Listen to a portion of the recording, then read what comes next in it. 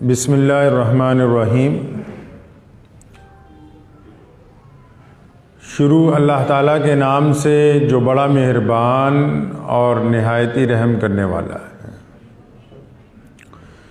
तमाम हज़रात सूरह फातिहा और दुरूद पाक पढ़ लीजिए। औज़ुबिल्लाहि मिनश्शैतानिर्रजीम। बिस्मिल्लाहिर्रहमानिर्रहीम। अल्हम्दुलिल्लाहि रब्बिल आलमीन अर्रहमानिर्रहीम मालिकि यौमिद्दीन इय्याक नअबुदु व इय्याक नस्तईन इहदिनस सिरातल मुस्तकीम सिरातल लज़ीना अनअमत अलैहिम गैरिल मग़दूबि अलैहिम वलद्दाल्लीन आमीन। अल्लाहुम्मा सल्लि अला मुहम्मद व अला आलि मुहम्मद कमा सल्लैता अला इब्राहीम व अला आलि इब्राहीम इन्नका हमीदुम मजीद। अल्लाहुम्मा बारिक अला मुहम्मद व अला आलि मुहम्मद कमा बारकता अला इब्राहीम व अला आलि इब्राहीम इन्नका हमीदुम मजीद। अल्लाह ताला ने कुरान पाक में इरशाद फरमाया कि मैं सब्र करने वालों के साथ। कुरान पाक की ये आयत इन्नल्लाह मा साबरीन इस दर्जा मकबूल हुई कि मुतअद्दिद मसाजिद के अलावा मुसलमानों के घरों में, इलाकों में, इमारतों पर भी तहरीर की हुई नज़र आती है। जगह जगह लिखा होता है इन्नल्लाह मा साबरीन। अब जिसके साफ मायने ये हैं कि अल्लाह ताला सब्र करने वालों के साथ है। अब समझने वालों के लिए इसमें बहुत बड़ी बात है और ना समझने वालों के लिए बस एक छोटा सी फिक्रे की अदायगी। अल्लाह ताला वादा कर रहे हैं कि अगर आप सब्र करेंगे तो अल्लाह फरमाते हैं मैं तुम्हारे साथ हूं। अब सब्र जो है उसकी भी बहुत सारी इकसाम हैं। बेसब्री शैतान का काम है और सब्र अल्लाह तबारक व तआला को पसंद है। बाज़ लोगों से आपने सुना होता है कि भी हम बड़े ख़ानदानी लोग हैं।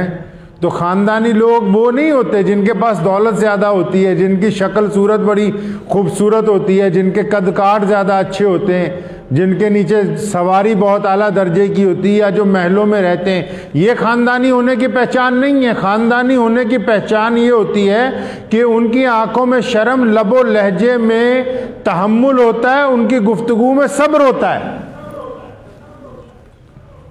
और जब उनका मद्दे मुकाबिल उनके साथ किसी बात पर बहस करता है और जब कभी उनका कोई अपना नाराज होकर उनसे अलहदा होता है तो उनके पास उसके बेशुमार राज होने के बावजूद वो किसी भी बुरी बात को अपनी जुबान पर नहीं लाता। वही आदमी खानदानी होता है। वो किसी ने कहा है ना कि किसमें कितना ज़र्फ था सफाई से खुल गया। किसमें कितना ज़र्फ था सफाई से खुल गया, ये राज एक ज़रा सी लड़ाई से खुल गया। तो जो लोग सब्र वाले होते हैं, जो ख़ानदानी लोग होते हैं, उन्होंने अल्लाह तबारक व तआला के इस फरमान को दिल से, ज़ुबान से, किरदार से अपना लिया होता है। तभी उनकी आने वाली नस्लें जो हैं वो माशरे में बड़ा नाम पैदा करती। और हजूर अकरम सल्लल्लाहु ताला अलैहि वसल्लम ने हमें इसकी अमली तालीम फरमाई। अमली तौर पर आप सल्लल्लाहु अलैहि वसल्लम ने हमें सिखाया है। अहादीस में आता है, सोने रसूल ने फरमाया नीचे देखो नीचे। अल्लाह के रसूल ने क्या मुसलमाना नू नीचे देखो थल्ले। असी देखते हैं उपर नू कि वधिया गड्डी चो बंदा जा रहा है, उहदे कोल कोठी वधिया है, उहदे कपड़े वधिया है। तो मुहम्मद रसूलुल्लाह ने की क्या फरमाया नीचे वेख, थल्ले वेख। आपसे नीचे के दर्जे के लोग कैसी जिंदगी गुजार रहे हैं। आपसे नीचे के दर्जे के लोग कैसा खाना खाते हैं, उनका लिबास कैसा है, उनके पास छत नहीं है, वो बेसहारा है, सड़क पे ऊपर पड़े हुए हैं, उनको क्यों नहीं देखते? अपने से नीचे क्यों नहीं देख रहे हो? नीचे देखेगा तो तबीयत में सब्र पैदा होगा, ऊपर देखेगा तो तबीयत में हिर्स पैदा होगी। अब सब्र के कई तरीके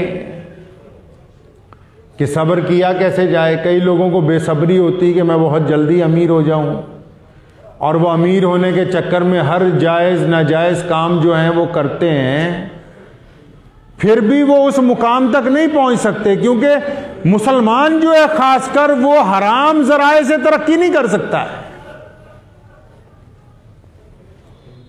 वो उस मुकाम तक नहीं पहुंच सकते जितना मर्जी लोगों को धोखा देने की कोशिश कर रहे हैं। अब कुछ लोग ये चाहते हैं कि हम नहीं गलत जराए के साथ तरक्की हासिल कर लें, वो कर नहीं सकते। सब्र ये है कि अल्लाह तबारक व तआला ने हमें जिस हालत में रखा है उस पर अल्लाह का शुक्र अदा करें, शुक्र अदा करें। और अगर आप शुक्र अदा नहीं करेंगे अल्लाह तबारक व तआला का, तो माल में, घर में बरकत नहीं होगी। अब सब्र यह है कि आपकी नाराजगी हो जाए आपकी बीवी के साथ, और आप कुदरत रखते हैं इस बात पर कि उसे मार दें, पिटाई कर दें। आप इस बात के ऊपर कुदरत रखते हैं कि उसको साथ अलहदगी इख्तियार कर लें। लोगों ने इखलाक के मायने को पहले यह समझा, इखलाक के मेयार को लोगों ने यह समझा कि कोई ताकतवर आदमी आ जाए, हमसे बड़ा आ जाए, उसकी बहुत जी हुजूरी की जाए, खिदमत की जाए, दावत की जाए, सलाम पेश किया जाए, तो ये इखलाक है। तो इस्लाम ने इसको इखलाक नहीं कहा, इस्लाम ने कहा यह चमचागिरी है। तो पहले तो ये तय कर लिया जाए ना हमारे मिजाज में कि हम जो काम कर रहे हैं वो चमचागिरी है कि वो इखलाक है। इखलाक ये तो नहीं है कि हमसे ताकतवर आदमी आए तो हम उसके आगे सुरनुगू हो जाएं, और हमसे कमजोर आदमी आए उससे हम अकड़ के बात करें। इसका मतलब कि हम बदतरीन लोगों में से हैं। जो बंदा अपने से ताकतवर की तो ताजीम करता है और कमजोर के साथ गुस्ताखी से पेश आता है, तो इसका मतलब वो बंदा सही नहीं है। अब सब्र यह है कि वो घर में कुदरत रखने के बावजूद अल्लाह की रिजा के लिए अपनी अहलिया को, अपने बच्चों को दरगुजर करता है, उनको माफ करता है। तो ये सब्र का वो मुकाम है जिससे अल्लाह तबारक व तआला राजी होते हैं। एक साहब की बेटी की शादी हुई तो उन्होंने जहां रिश्ता किया बड़े दीनदार लोग थे, तो बीच में जो बिचौलिए होते हैं बरादरी में, उनको झूठ बोलने की बड़ी आदत होती है। सुबह ही एक साहब आ गए कि जो लड़का सही नहीं है, उसने तो आपकी बेटी के मुंह पे थप्पड़ मारे। तो उन्होंने बड़े एतमाद के साथ कहा, कहता नहीं तू गलत बोल रहा है, तेरी इत्तला गलत है, तेरे जराए गलत हो सकते हैं कि मेरा दामाद जो है वो मेरी बेटी के चेहरे पे थप्पड़ नहीं मार सकता है। तो इतला देने वाले को भी पता था कि मैं झूठ बोल रहा हूं, लेकिन उसने फिर पूछा, कहता तुम इतने वसूख के साथ, इतनी हिम्मत के साथ ये किस तरह दावा करते हो कि उसने तुम्हारी बेटी के थप्पड़ नहीं मारा तुम्हारे दामाद ने? कहता मैंने ता जिंदगी आज तक अपनी बीवी के चेहरे पे थप्पड़ नहीं मारा, ये क्यों कर हो सकता है कि कोई मेरी बेटी के चेहरे के ऊपर थप्पड़ मार देगा? ये अल्लाह ताला का निजाम है। आप जिस चीज का पौधा लगाएंगे, आप अगर शहतूत का दरख्त लगाएंगे, आम का दरख्त लगाएंगे, मिर्ची का दरख्त लगाएंगे, जिस चीज का पौधा लगाएंगे वही फल पैदा होगा ना जी। ये क्यों कर हो सकता है जो इज्जतदार लोग हों, जिनको अल्लाह तबारक व तआला ने हिल्म अता किया हो, जो शराफतदार हों, उनके साथ ज्यादती हो जाए? ये मुमकिन नहीं है।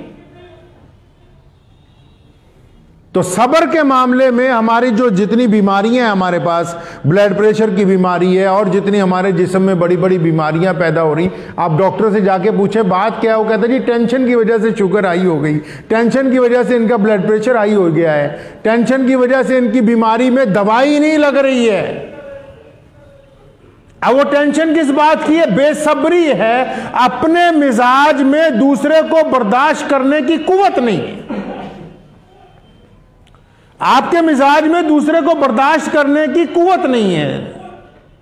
अच्छा, जब यह कुव्वत पैदा हो जाएगी कि आप दूसरे को बर्दाश्त कर सकेंगे, इस्लाम इसी को तो कहते हैं कि इस्लाम ने दीन के अंदर तमाम चीजों को बर्दाश्त किया।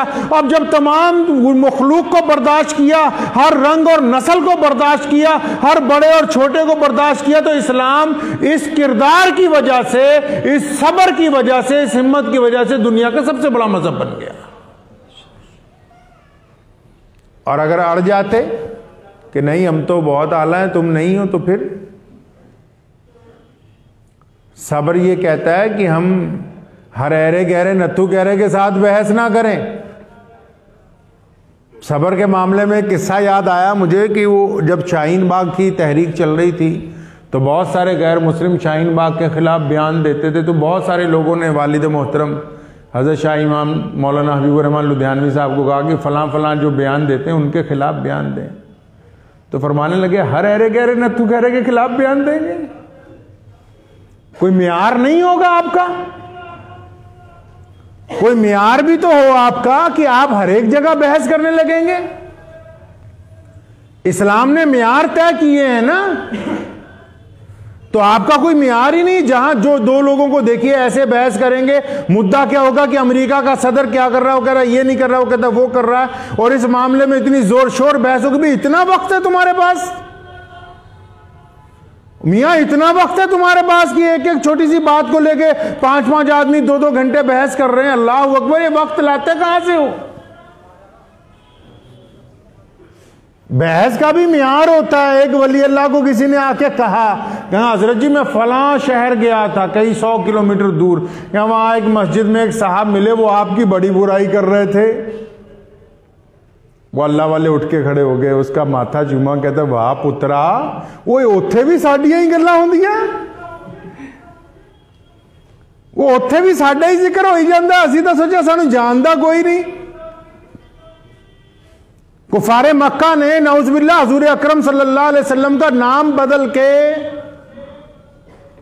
आप सल्लल्लाहु अलैहि वसल्लम को बुरा कहना शुरू किया। मोहम्मद नहीं कहते थे, कहते थे अगर मोहम्मद कहेंगे खुद ब खुद इनकी तारीफ हो जाएगी। मुज़मिल जब कहना शुरू किया, कई लोग आए हुजूर सल्लल्लाहु अलैहि वसल्लम के पास गमज़दा होके सहाबा इकराम कि या रसूलल्लाह वो इस तरह का आपका नाम लेकर नौज़बिल्लाह आपकी तौहीन करना चाहते हैं। वो फरमाया नहीं नहीं, वो जो नाम बिगाड़ते हैं वो तो कोई और होगा, मुझे मेरे अल्लाह ने मोहम्मद बनाया है और मैं मोहम्मद हूं, मोहम्मद ही रहूंगा। दुनिया में कोई ऐसा नहीं जो मोहम्मद रसूलुल्लाह सल्लल्लाहु अलैहि वसल्लम की शान में बेअदबी कर सके। आपको अपना तरीक़ेकार भी तो दुरुस्त करना होगा ना। जरा सी बात के ऊपर देखो, किसी की बहन आती है, उसके घर आगे कहती है भाई मेरे बच्चे की शादी है, तो बरादरी वाले सारे अड़ जाते, नहीं नहीं तेरे साथ तो हमारा इतने दिन से पंगा चल रहा, अब मौका आया तुझे रगड़ा लगाने का, अब नहीं आने के तेरी शादी में। हम इखलाक वाला वो है कि ताकत रखने के बावजूद जो माफ कर दे।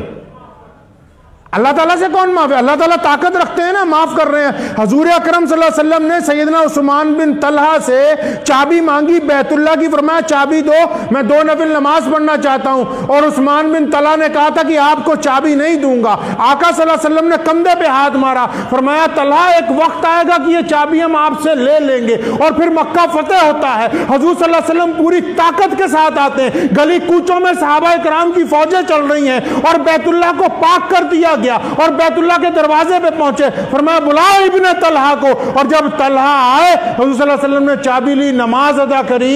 नमाज अदा करने के बाद तलहा को करीब बुलाया। उस्मान बिन तलहा कहते मैं परेशान था, मैं गमज़दा था, मैं ये सोच रहा था आज पता नहीं बनेगा क्या, ये तो ताकत वाले हो गए, हमने तो इसलिए समझा था ये मक्का छोड़ गए, आज अल्लाह ने इनको इज्जतें दे दी, ये मक्के के मुतवल्ली बन गए, आज पता नहीं मेरे साथ क्या होगा। फरमाया करीब बुलाया, फरमाया इब्ने तलहा ये चाबी लो, हमने तुम्हें दे दी ताकि तुम्हारी नस्लों में बैतुल्लाह की चाबी रहे। फरमाया चाबी नहीं मेरे तरफ आई, कलमा ला इलाहा इल्लल्लाह मुहम्मदुर रसूलुल्लाह आया।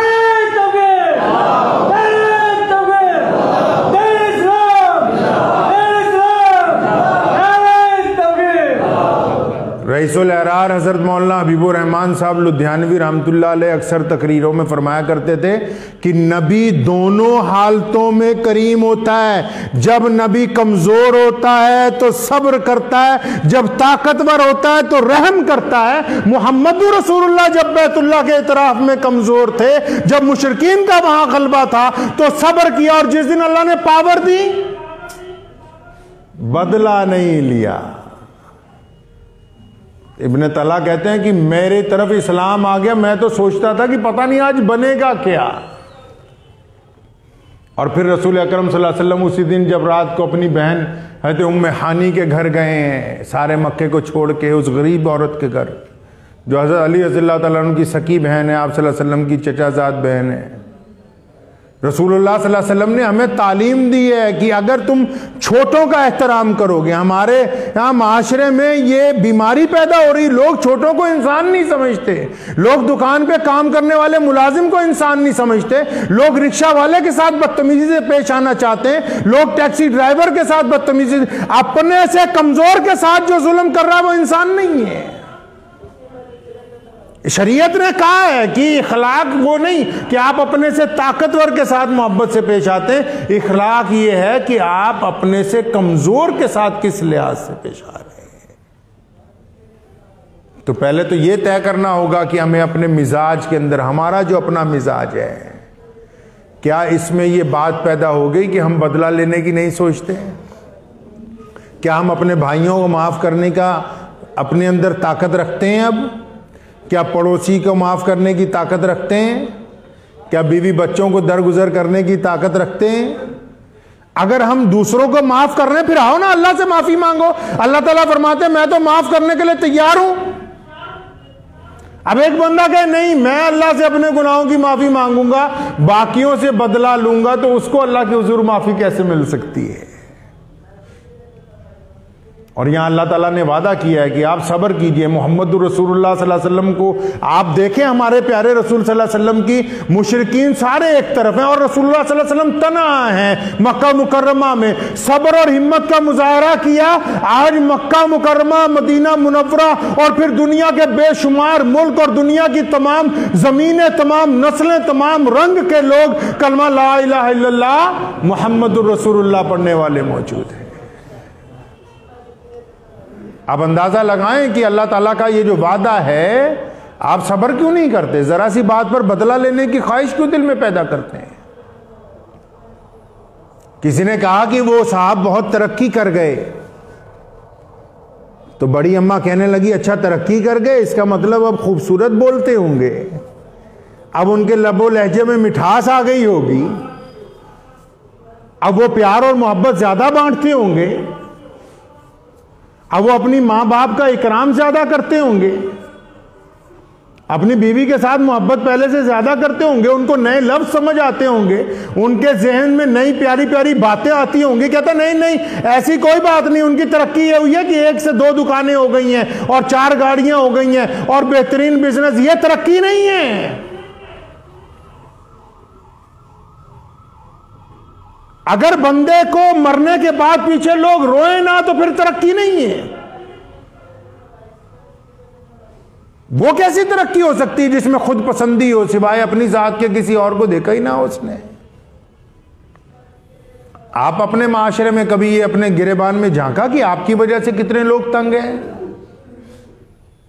अच्छे कपड़े पहन लेने से, बढ़िया दाढ़ी टोपी लगा लेने से इंसान का किरदार इस्लाम वाला नहीं हो सकता है।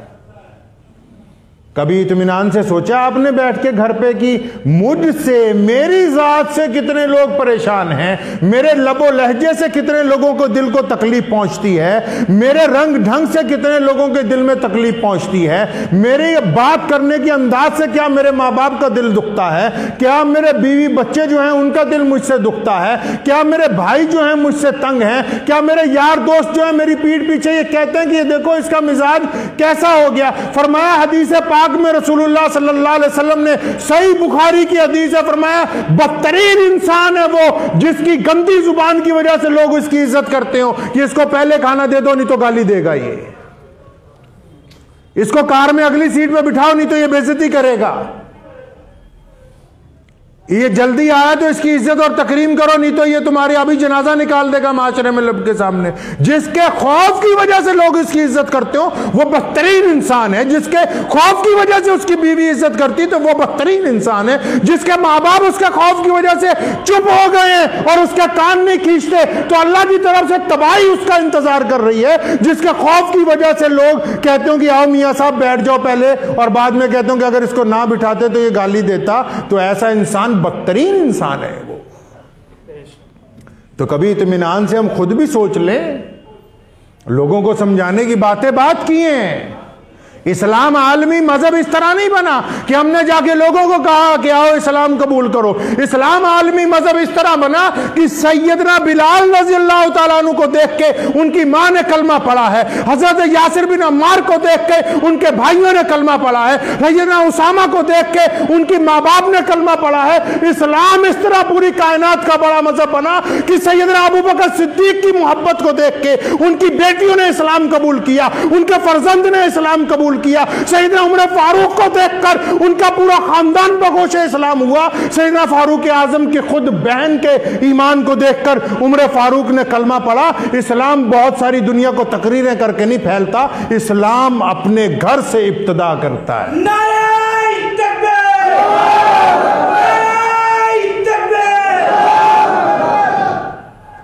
हमें इस बात को सोचना है इत्मीनान के साथ, खासकर जो लोग नौजवान हैं, कि भाई क्या हमारे मिजाज से किसी को तकलीफ तो नहीं हो रही। ताने दे रहे हैं, वजू खाने पर ताने, मस्जिदों में ताने, सलाम फेर कर ताने। वो जो अपना जिसका काम ना बनता हो वो दूसरे के काम में दखल अंदाजी करता है। आप अंदाजा लगाएं, जिसकी अपनी गाड़ी सही नहीं चलती वो दूसरों की फिक्र करता फिरता है। पहले अपनी फिक्र तो कर ले। हम जब मरेंगे अपनी कब्र में खुद जाएंगे, हमसे अलग से सवाल होगा। ये सवाल नहीं होगा कि तुम्हारे दाईं तरफ नमाज पढ़ने वाले ने रुकू सजदा नहीं किया था तो तुमने टोका था कि नहीं टोका था।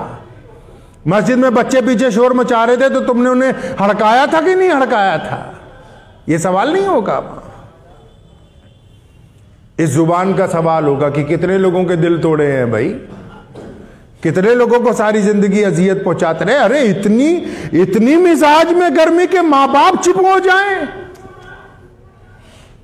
आप अंदाजा लगाएं भी कुछ लोगों के मिजाज में इतनी गर्मी के मां बाप खौफ की वजह से चुप हो जाएं। इससे बड़ा दुनिया में इबरत का क्या मुकाम हो सकता है कि एक बंदा आवाज में, अपने लबो लहजे में, अपनी दौलत की वजह से, अपने लिबास की वजह से दुनिया में बहुत तरक्की की पसंद के तौर पर जाना जाता हो, तो उसके माँ बाप उसके खौफ की वजह से चुप हो जाए, तो उसके लिए इससे बदतरीन मुकाम क्या हो सकता है।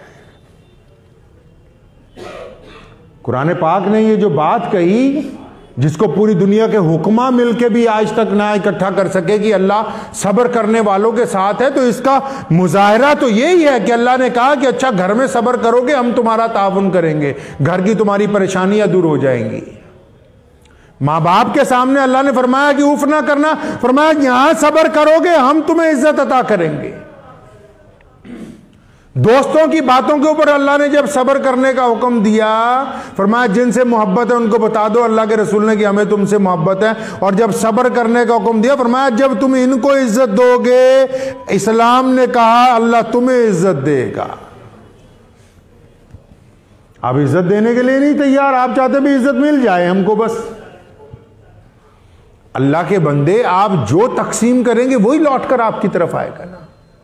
आप जितनी रकम देके बाजार में सामान खरीदते हैं उसी रकम का सामान मिलता है ना आपको, उसी क्वालिटी का सामान मिलता है जितनी रकम आप खर्च करते हैं। तो आप अपनी क्वालिटी कब अच्छी बनाएंगे। ये हम तक जो इस्लाम पहुंचा है, ये रसूलुल्लाह सल्लल्लाहु अलैहि वसल्लम के सहाबा इकराम की क्वालिटी है कि हम मुसलमान हुए हैं। मोहम्मद बिन कासिम जब इस मुल्क में आया पहली बार, जब उसने आके छाती से लगाया उन लोगों को जिन्हें लोग एक कुएं से पानी नहीं पीने देते थे, जिन्हें लोग इंसान नहीं समझते थे, तो इंसानियत चीख पड़ी। क्या ऐसे भी लोग होते हैं कि जो दूसरों को अपनी छाती से लगा लें बिना रंग और नस्ल के भेदभाव के। तो उसने बताया हाँ, मदीने वाले के जो मानने वाले वो ऐसे ही होते हैं। सल्लल्लाहु अलैहि वसल्लम। तो क्या हमारा मिजाज वैसा नहीं होना चाहिए। इत्मीनान से सोचिए रात को बिस्तर पर लेट के, बड़े इत्मीनान से सोचिए आज घर पे जाके कि हमसे कितने लोग परेशान हैं। अल्लाह ने फरमाया मेरा कुंबा है। मूसा अलैहिस्सलाम ने क्या भी ये दुनिया दे जो लोग ने ते दुनिया च जिन्ने बंदे है, चरिंदे परिंदे, जो भी अल्लाह ने फरमाया, जो भी मैं बनाया, अल्लाह फरमाते मेरा कुंबा है।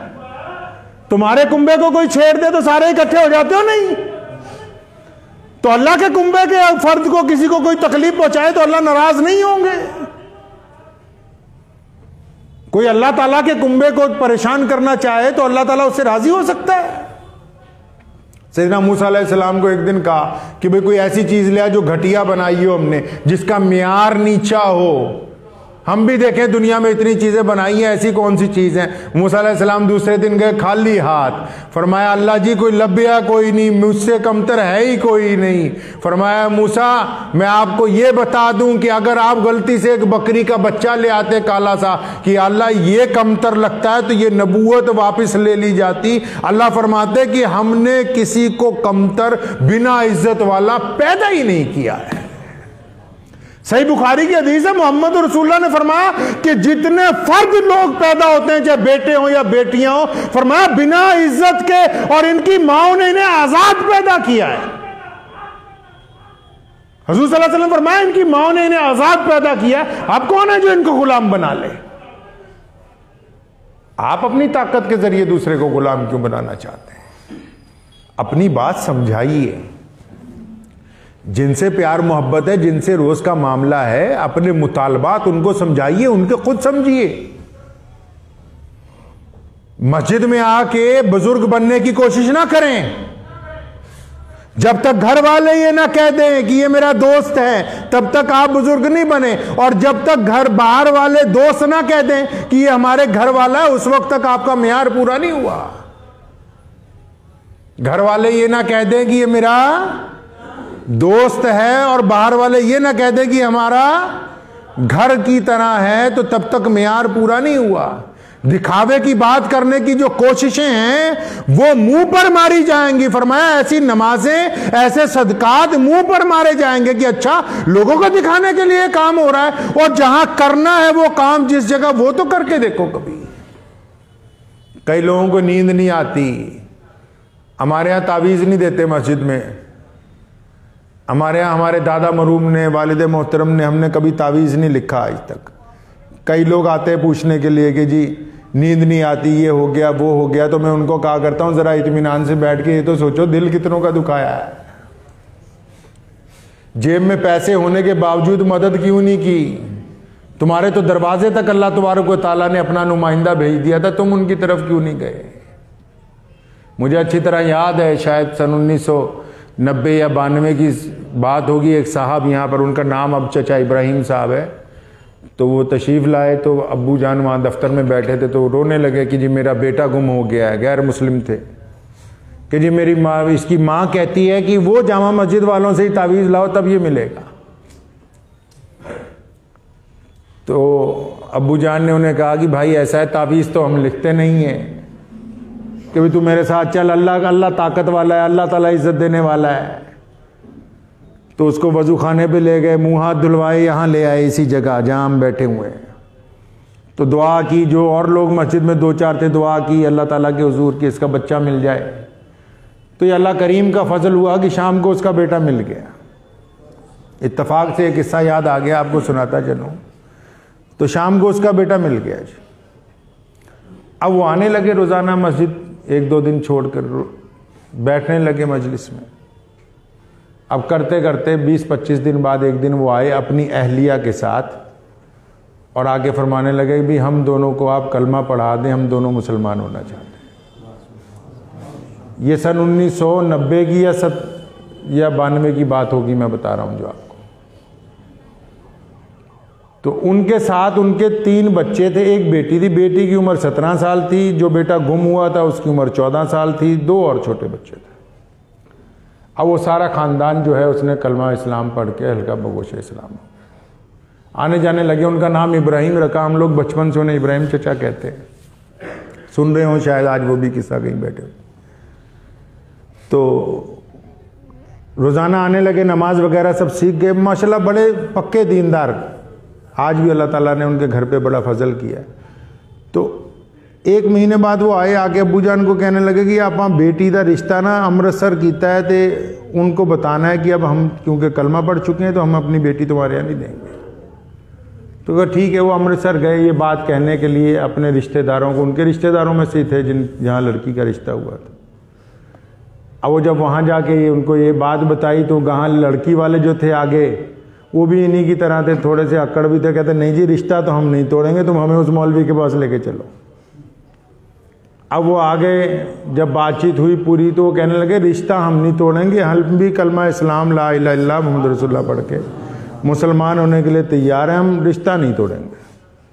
तो लड़का जिससे निकाह होना था वो, उसके वालिद, उसकी वालदा, वो लोग इस्लाम कबूल कर गए।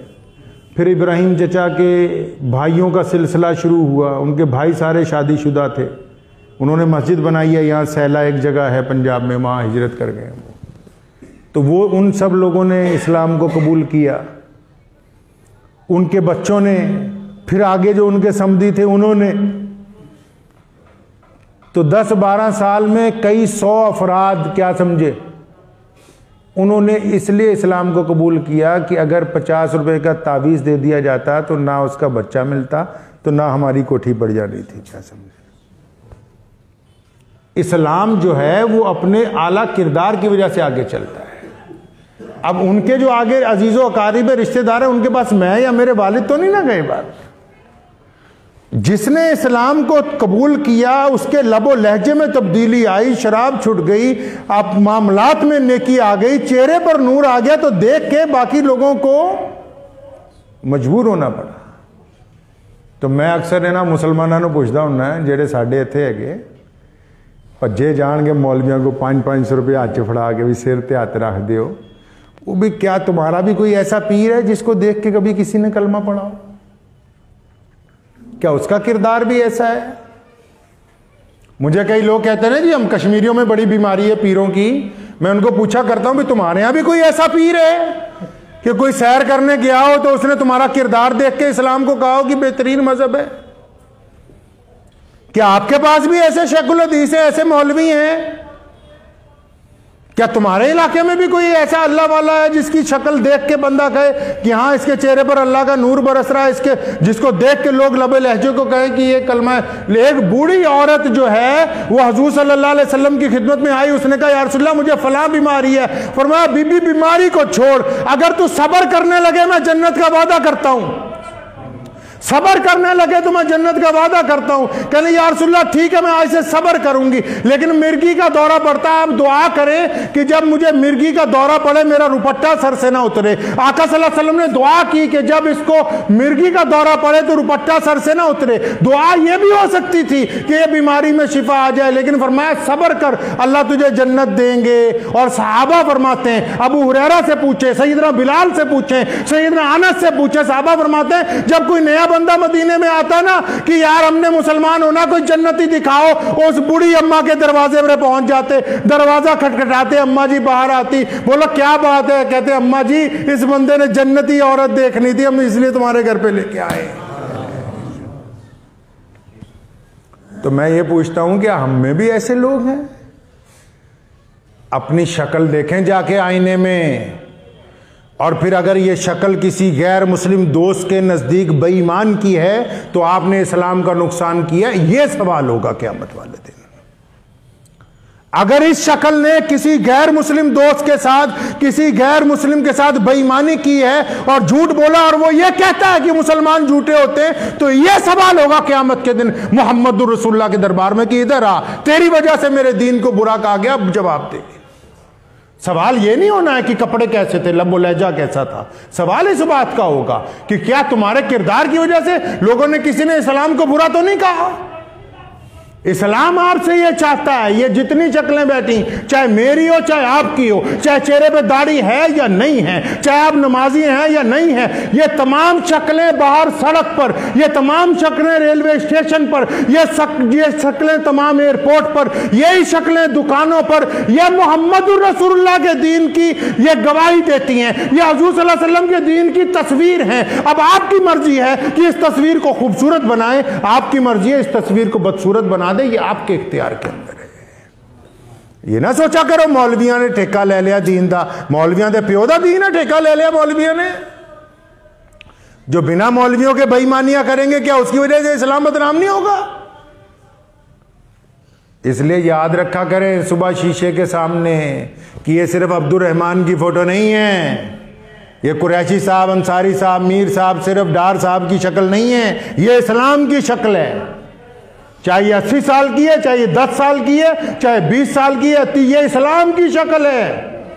और इस शक्ल को देखकर तय करते हैं लोग माशरे में कि मुसलमान कैसे होते हैं। तभी तो इंग्लैंड की प्रेस रिपोर्टर रेडली जब अफगानिस्तान में कैद रही, उसने जाके जब कहा कि मैंने कलमा ला इलाहा इल्लल्लाह मुहम्मदुर रसूलुल्लाह पढ़ लिया, पूरी दुनिया का कुफर इस 21वीं सदी में कांप गया था कि क्या ऐसे भी मुसलमान होते हैं कि उनका कैदी भी कलमा पर सलाम पढ़ने के लिए मजबूर हो जाए। तो इसलिए हमें यह तय करना है कि हमारा किरदार कैसा है। करेंगे इंशाअल्लाह तय। हाँ, दूसरों को नहीं तय करवाना है, ये मेरी बात याद रखना। घर जाके नहीं कि जनानी नू कहे, भरा नू कहे, नहीं, पहले खुद तय करना है। और जब आप तय कर लेंगे ना, इंशाअल्लाह वो 10-15 दिन बाद आपको कहेंगे कि अब्दुल रहमान भाई, अनस भाई, जुनैद भाई, क्या बात माशाल्लाह, पहले से ज़्यादा तब्दीली नज़र आ रही। जब ये बात आ जाएगी तब वो इस्लाम का पैगाम आगे जाएगा इंशाअल्लाह। दुआ कीजिए अल्लाह ताला मुझे भी और आप सबको भी इन तमाम बातों पे अमल करने की तौफीक अता फरमाए। व आखिर दावाना अनिल हम्दुलिल्लाहि रब्बिल आलमीन।